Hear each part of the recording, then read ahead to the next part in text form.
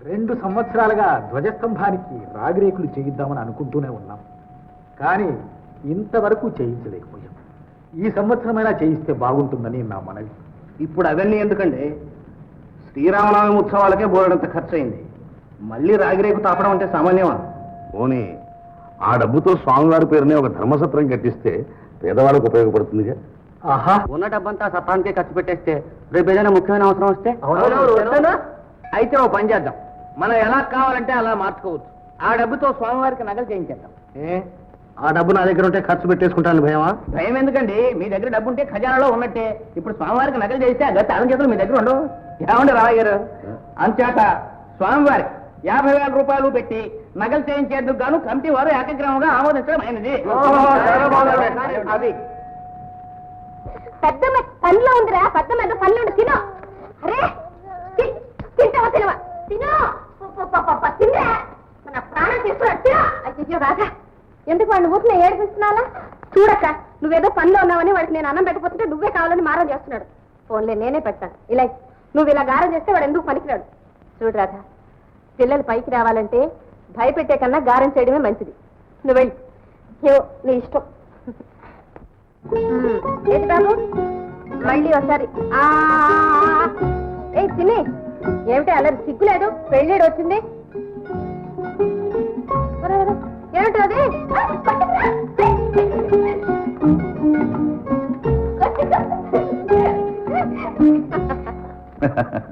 అవునవును, వయసు వచ్చినా మా చిన్నమ్మ చిన్నపిల్లేసమండి. చిన్నతనంలోనే అమ్మా నాన్న పోయినప్పటి నుంచి మీ చేతుల్లోనే వెన్న ముద్దలా పెరిగింది. వదిన గారు తల్లి అయితే అన్నగారు తండ్రి అయ్యారు. కానీ ఈ రోజుల్లో ఆడపిల్ల పెళ్ళంటే ఒక యజ్ఞంలా తయారైంది రామయ్య గారు. ఏమైనా కానివ్వండి, ఎంత డబ్బు ఖర్చు అయినా సరే మా చిన్నమ్మకి గొప్ప ఇంటి సంబంధమే చేయాలని నిశ్చయించుకున్నాను. చూడండి భూషయ్య గారు, మీ ఎరికలో ఏదైనా మంచి సంబంధం ఉంటే చెప్పండి. లేకే కాకినాడలో మా అల్లుడు గారి ఇంటి పక్కనే కాంతమ్మ గారైన ఒక ఆస్తిపరాలు ఉంది. ఆమెకు ఒక్కడే కుమారుడు. అతని పేరు చంద్రం. మొన్ననే బిఎస్సీలో చేరాడు. చక్కదనమే కాకుండా సంస్కారం కూడా ఉంది. మీ చెల్లెలకు తగినదంటండి. అలాగా? అయితే మీరు ఆలస్యం లేకుండా ఆ ఊరు వెళ్ళి మన సంగతంతా చెప్పి వాళ్ళు వెంటనే పెళ్లి చూపులకు వచ్చేలా చేయండి భూషయ్య గారు. కట్నం కొంచెం ఎక్కువ అడుగుతారేమో.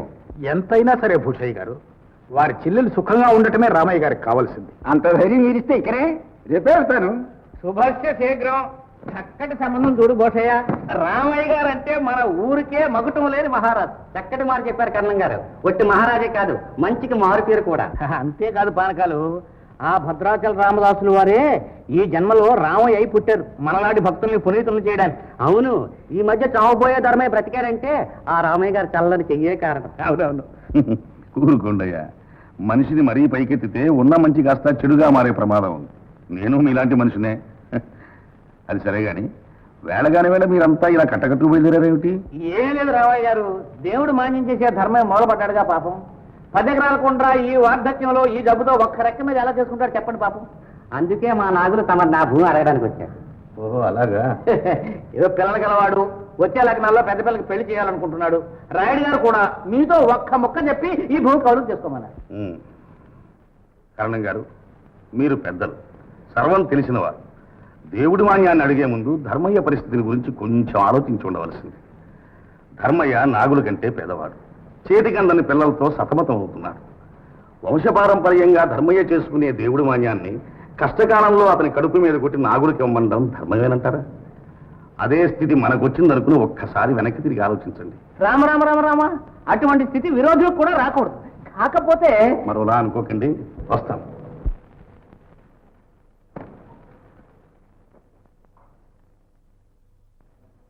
ఏమి చూసుకున్నావు ఈ విరగబాటు?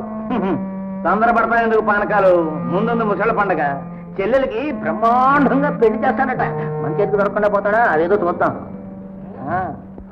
జలఘటాదులందు చంద్ర సూర్యాదులు కానబడుచు గాలి కథలు భంగి ఆత్మకర్మ నిర్మితాంగంబులను ప్రాణి కథలు చుండు రాగ కలితుడగుచు. అరే అప్పుడే నిద్రపోయిందే. ఇప్పుడు లే పాలు పట్టించాలనే? అన్నం కూడా తెలియదండి. పాలైనా తాకపోతే ఎలా? చిన్ని చిన్ని లేమ్మా, లేచి కాస్త పాలు తాగు. నాకు నిద్ర వస్తుంది, నాకు ఇప్పుడు వద్దు. చూసారా, ఇది వర్ష. దీన్ని ఎలా దారిలో పెట్టాలో నాకు అర్థం కావడం లేదు. ఇక మనమేం దారిలో పెట్టక్కర్లేదులే. దాని దారేదో నిర్ణయం అయ్యే రోజు దగ్గరికి వచ్చింది. ఏమిటండి మీరనేది? కాకినాడలో మంచి సంబంధం ఉందిట. పిల్లని చూసుకోవడానికి రమ్మని భూషయ్య గారితో కబురు చేశాను. ఏమిటి, చిన్నికి పెళ్ళా? ఏ అప్పుడే ఏమంత వయసు మించిపోయిందని పెళ్లి చేయాలనుకుంటున్నారు? ఆ, నీకే వయసులో పెళ్ళయిందో గుర్తుందా? ఎలా మర్చిపోగలనండి? ఊహ తెలియకముందే నాకు పెళ్ళైంది. కళ్ళు తెరిచిన తర్వాత నా కళ్ళ ముందు మీరే కనిపించారు. మీరు నేర్పిన పాఠాలు నియమాలే నా జీవితానికి మార్గదర్శకాలయ్యాయి. పవిత్రతలోని గొప్పతనాన్ని, మమతానురాగాల మాధుర్యాన్ని మీ దగ్గరే నేర్చుకున్నాను. నాలాంటి అదృష్టవంతులు ఎంతమంది ఉంటారు చెప్పండి. జానకి, ఏమిటిది? ఆ, ఏం లేదండి. గతం గుర్తుకొచ్చేసరికి నన్ను నేనే మర్చిపోయాను. పిచ్చిదాన, నీలో నా పట్ల ఉన్న ప్రేమాభిమానాలు, శ్రద్ధాశక్తులే నన్ను ఒక మంచి మనిషిగా నిలబెట్టాయి.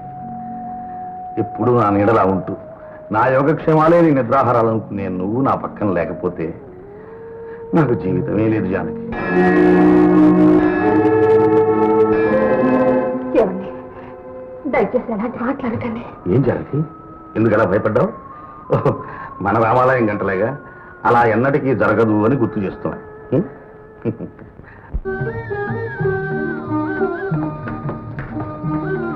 జానకమ్మ, రాధమ్మ, ఈ ఇంటి పెద్ద కోడలు, చిన్న కోడలు. నమస్కారం. రండి. రానయ్య. కూర్చోండమ్మా.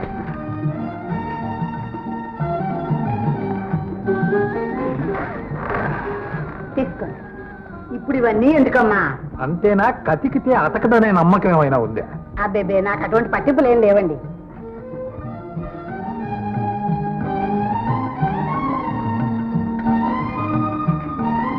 చూడండి అమ్మా, మీ కాబోయే కోడల్ని, చందన బొమ్మ.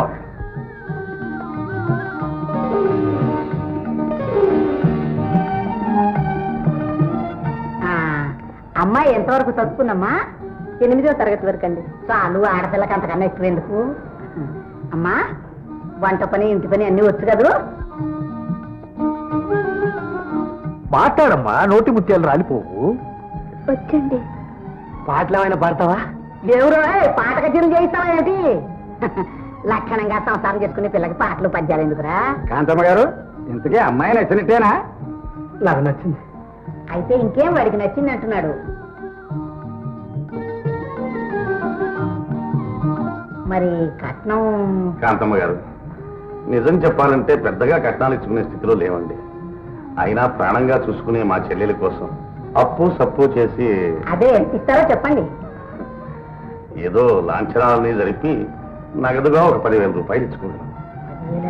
పర్వాలేదమ్మా, మన దగ్గర చాలా డబ్బు ఉందిగా. అబ్బాయికి కూడా ఇష్టమైనప్పుడు మీరు కాదనడం అంత మంచిది కాదు.